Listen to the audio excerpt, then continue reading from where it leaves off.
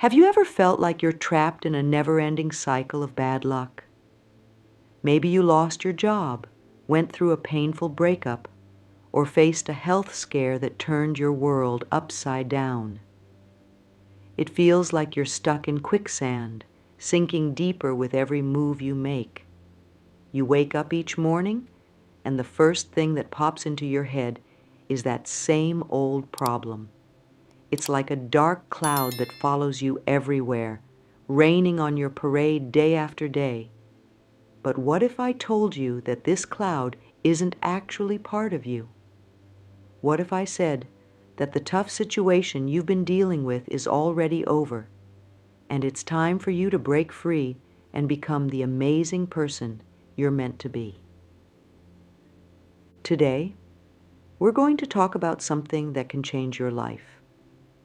We'll learn how to stop seeing ourselves as our problems and start becoming our best selves. It's not about pretending the hard times never happened. It's about understanding that those tough moments don't define who you are. They're just things that happen to you, not who you are at your core.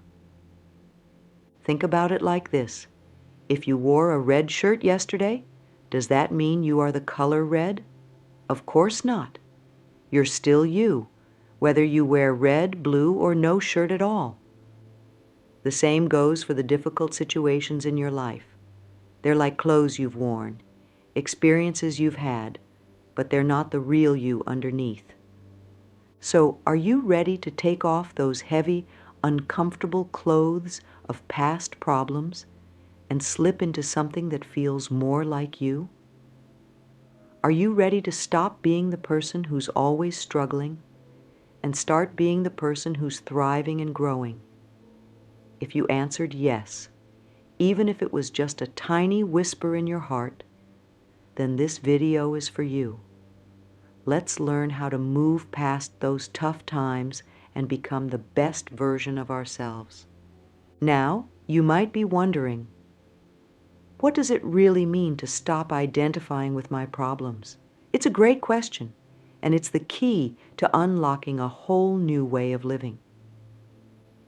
When we talk about identifying with something, we mean that we see it as a part of who we are. It's like we've glued that thing to our identity, and we can't imagine ourselves without it. For example, let's say you've been struggling with money problems for a while. You might start thinking of yourself as the person who's always broke, or the one who can't catch a financial break. These thoughts become more than just thoughts. They become a part of how you see yourself. You might even start introducing yourself to others with your problem, saying things like, "Hi, I'm John, and I'm terrible with money." But here's the thing. You are so much more than your problems.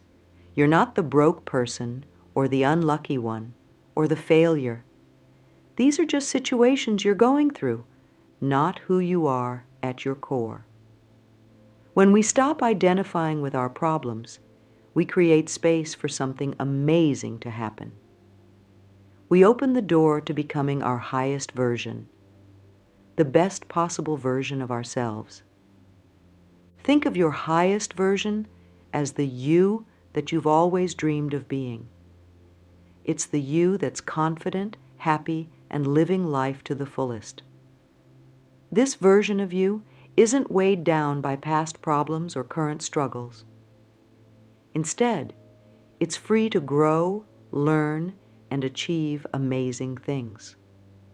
When we let go of seeing ourselves as our problems, we make room for this highest version to shine through. It's like cleaning a dirty window.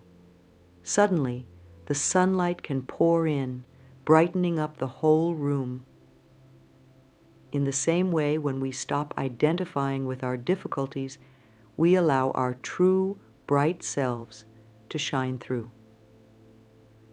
Now, let's talk about why it's so important to stop seeing ourselves as our problems. When we get stuck in this way of thinking, it affects every part of our lives, often in ways we don't even realize. It's like wearing a pair of dark sunglasses all the time. Everything looks gloomy, even on the sunniest days. When we identify too strongly with our problems, we start to see the world through the lens of those difficulties. If you think of yourself as always unlucky in love, you might start to see potential partners as threats rather than opportunities for happiness. You might avoid dating altogether or sabotage relationships before they have a chance to grow, all because you've convinced yourself that you're destined for heartbreak. Or maybe you've been struggling with your health and you've started to think of yourself as the sick person. This mindset can lead you to ignore opportunities for healing or improvement. You might skip out on social events because you think you won't be able to keep up. Or you might not even try new treatments because you've convinced yourself that nothing will work for you. This problem identity can seep into every corner of our lives. It affects how we talk to ourselves, how we interact with others, and even the opportunities we allow ourselves to pursue. If you think of yourself as the person who always fails, you might not even try for that promotion at work or start that business you've been dreaming about. Your problem identity becomes a self-fulfilling prophecy, keeping you stuck in a cycle of negativity and missed opportunities. But here's the good news. It doesn't have to be this way. Just like you can take off those dark sunglasses and see the world in all its vibrant colors, you can shed your problem identity and start seeing yourself and your life in a whole new light. It's not always easy, and it doesn't happen overnight, but it is possible. And the rewards of doing so are incredible. When you stop identifying with your problems, you open yourself up to a world of possibilities. You start to see opportunities where before you only saw obstacles. You begin to treat yourself with kindness and compassion rather than constant criticism. And most importantly, you give yourself the chance to grow, change, and become the person you've always wanted to be. Remember, your problems are something you experience, not something you are. They're like weather.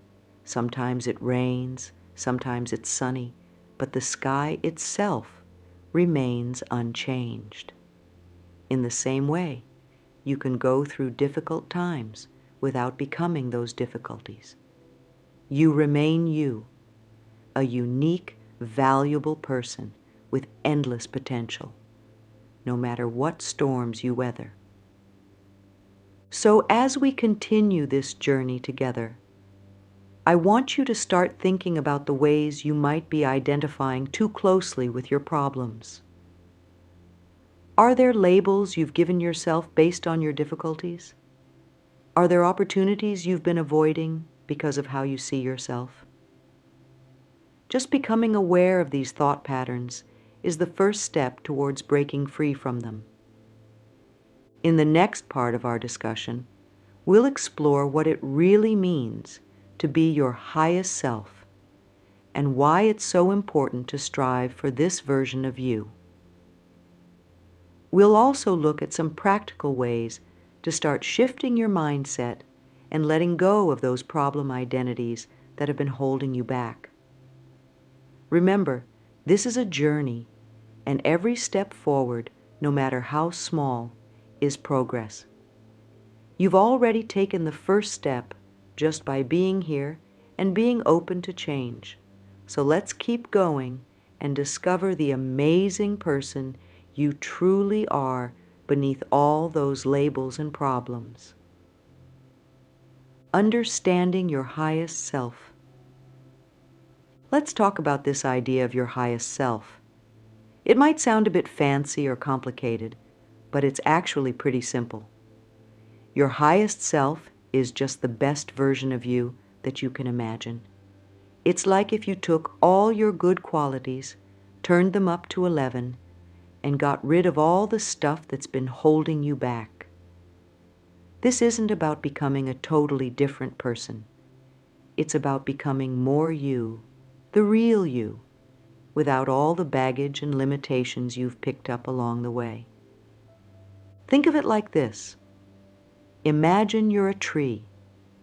Your highest self is like that tree in perfect conditions, plenty of sunlight, rich soil, just the right amount of water. It's tall, strong, with deep roots and branches reaching high into the sky. It's not trying to be a different kind of tree. It's just the best version of the tree it was always meant to be. Now, why is it so important to aim for this highest version of yourself? Well, for one thing, it gives you something positive to focus on. Instead of always thinking about what's wrong or what you're struggling with, you're thinking about what you could be, what you want to be. It's like the difference between always looking down at the ground and looking up at the stars. Both are real, but one is a lot more inspiring. Aiming for your highest self also helps you make better decisions.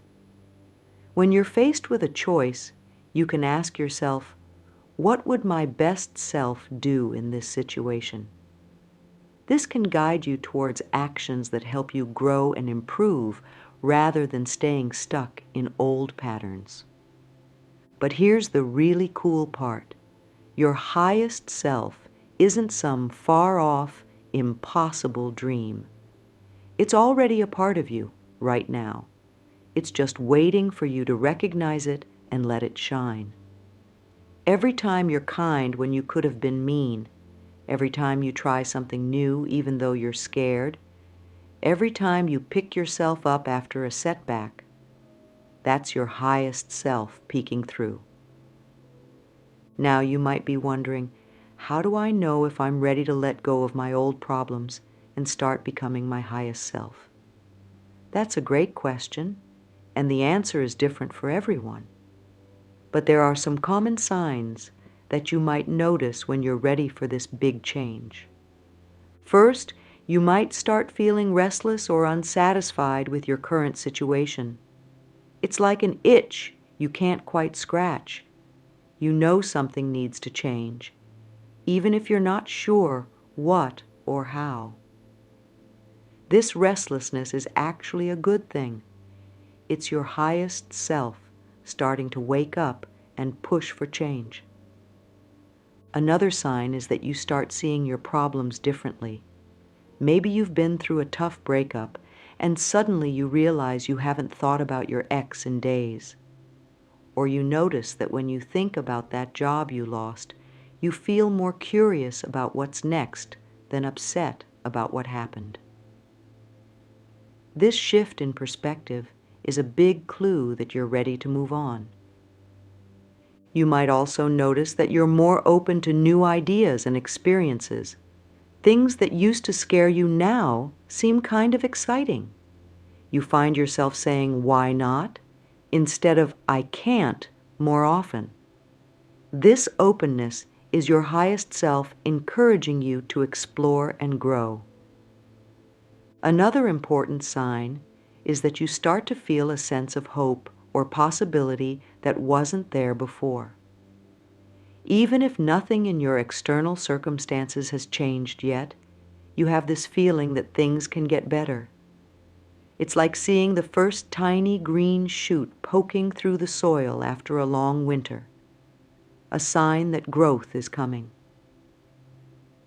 You might also notice changes in how you talk to yourself. If you catch yourself being kinder in your self-talk or challenging negative thoughts that you used to accept without question, that's a great sign. It means you're starting to separate yourself from your problems and see yourself in a more positive light. Lastly, you might find yourself drawn to positive changes in your life. Maybe you suddenly have the urge to clean out your closet, start a new hobby, or reconnect with old friends. These urges to refresh and renew different areas of your life are often signs that you're ready for a bigger, more internal change. Remember, you don't have to see all of these signs to be ready for change. Even one or two is a great start. The important thing is to recognize and encourage these positive shifts when they happen. They're like little nudges from your highest self, encouraging you to keep moving forward. Now that we've talked about the signs that show you're ready for change, let's dive into the first big step of this journey, acknowledging that the difficult time is over.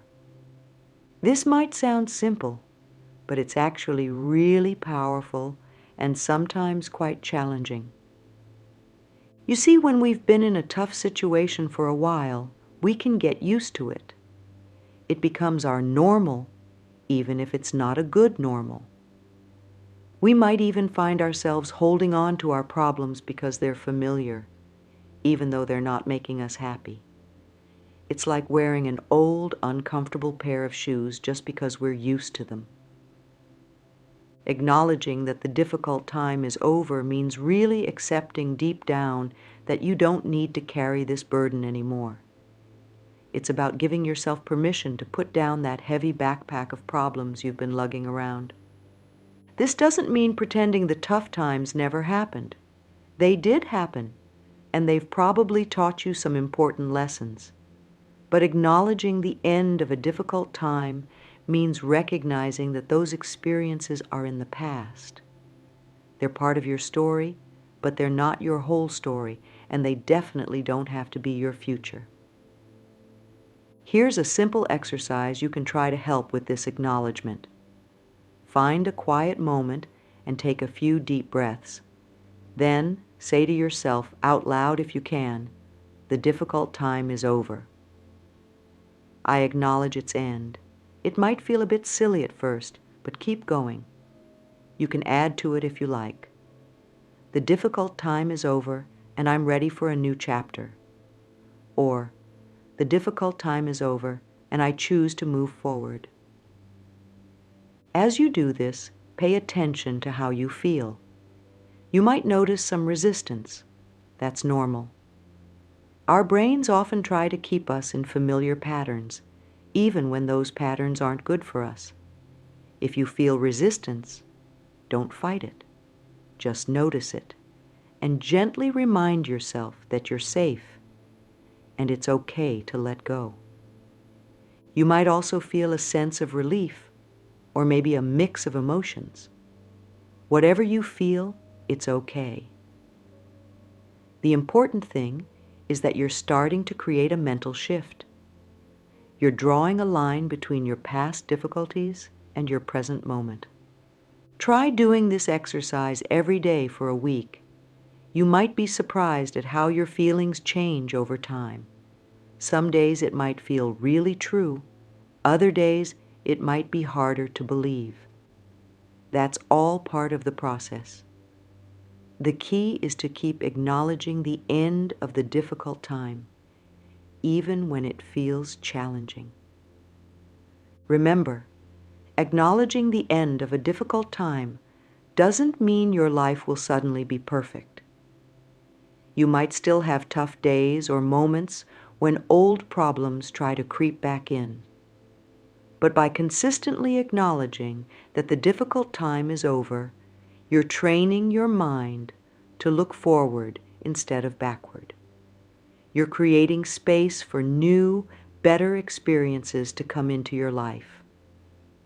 This acknowledgement is like opening a door. On one side is your past, with all its challenges and difficulties. On the other side is your future, full of potential and possibility. By acknowledging that the difficult time is over, you're choosing to step through that door into a new chapter of your life.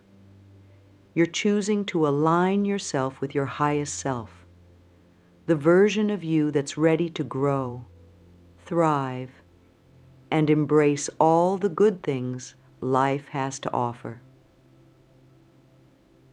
So, take a moment right now, take a deep breath, and if you're willing, say it with me. The difficult time is over.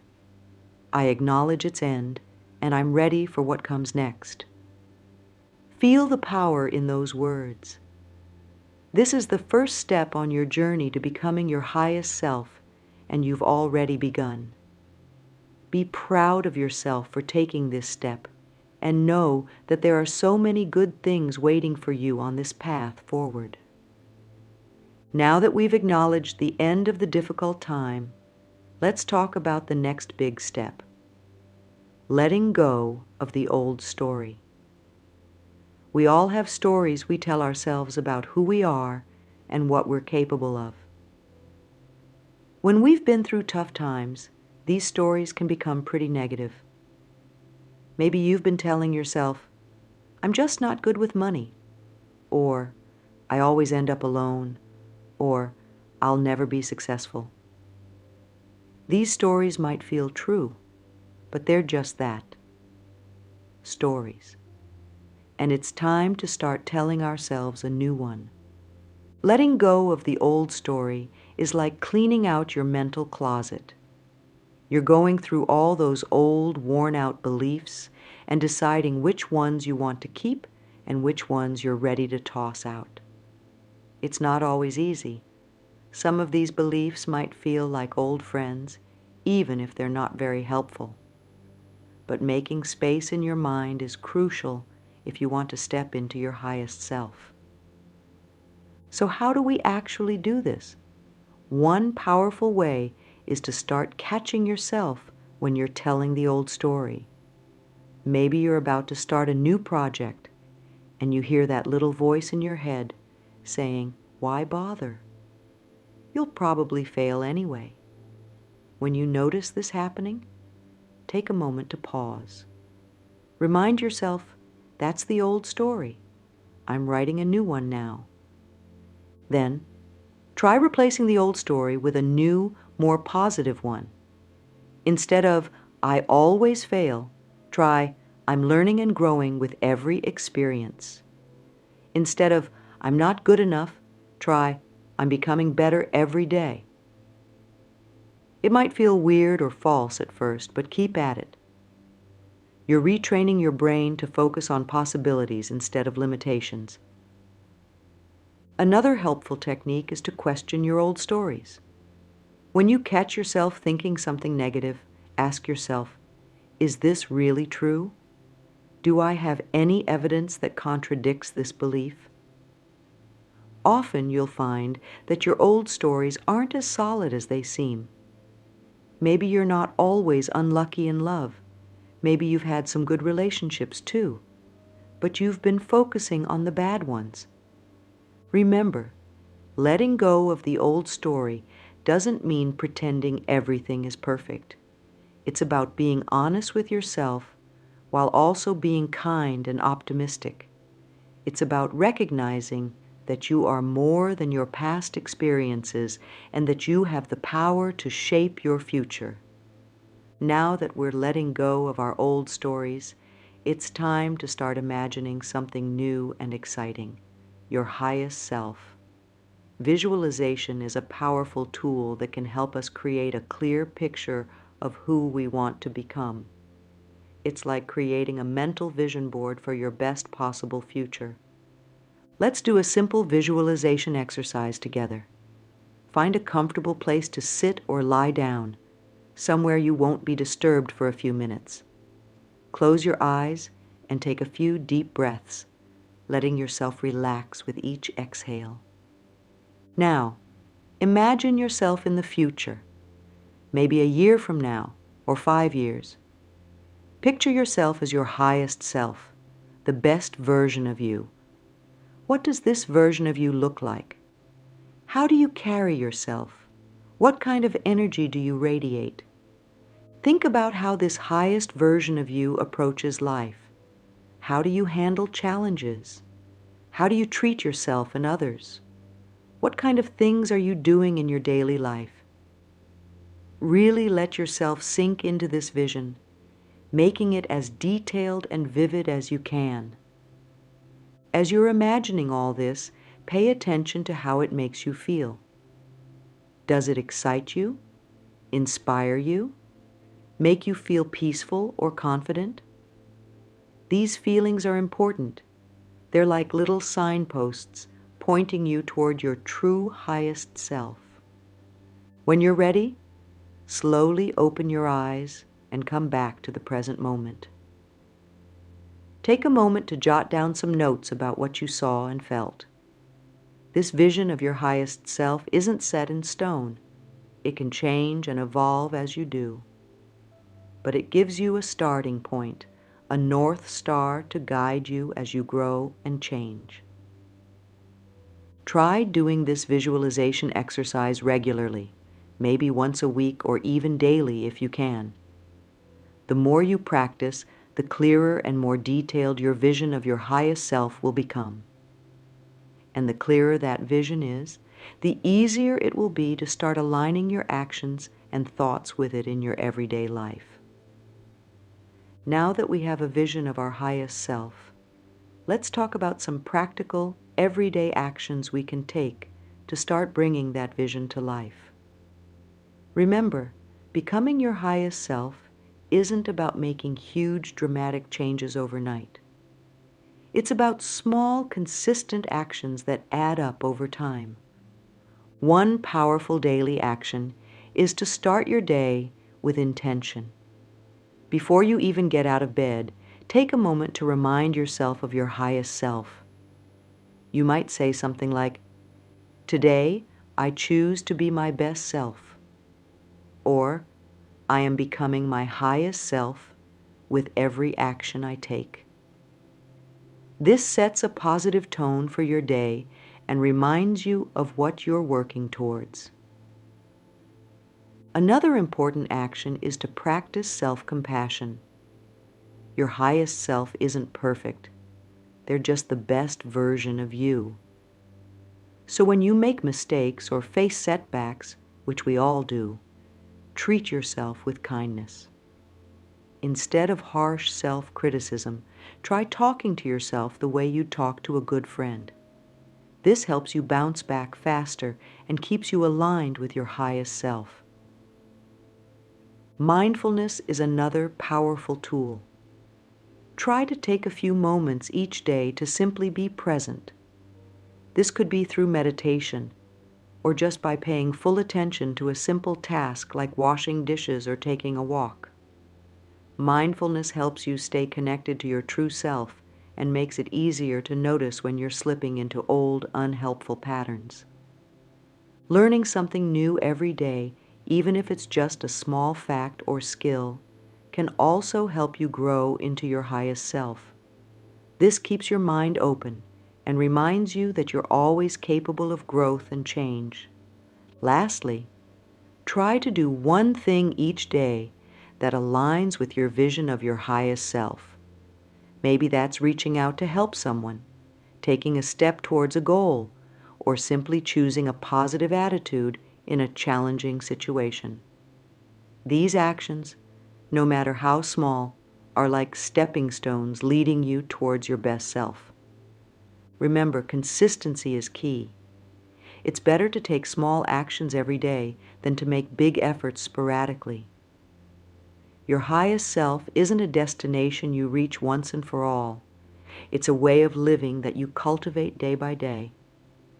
As we wrap up our journey today, let's take a moment to reflect on what we've covered. We started by recognizing that difficult times don't define us. They're just experiences we go through. We talked about the importance of letting go of our old stories and starting to see ourselves in a new, more positive light. We explored what it means to be our highest self and how visualizing this best version of ourselves can guide us towards positive change. We also looked at practical, everyday actions we can take to start aligning our lives with this vision of our best selves. Remember, becoming your highest self is a journey, not a destination.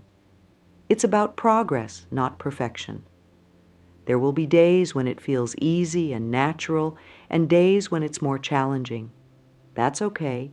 It's all part of the process.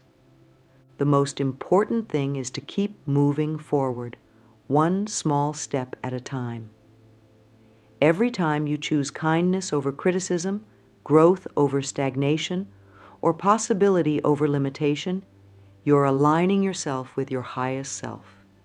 You have everything you need within you to become the person you want to be. The difficult times you've been through don't define you. They've shaped you, yes, but they've also made you stronger and wiser.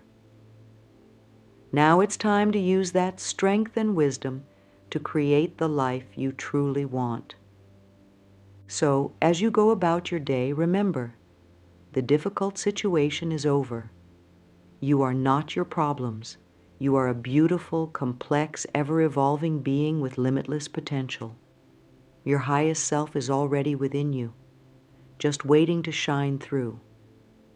Trust in yourself. Be patient with your progress and keep taking those small steps forward. You've got this. Here's to your journey of growth, to letting go of what no longer serves you, and to stepping into the highest, most authentic version of yourself. The world is waiting for your light to shine.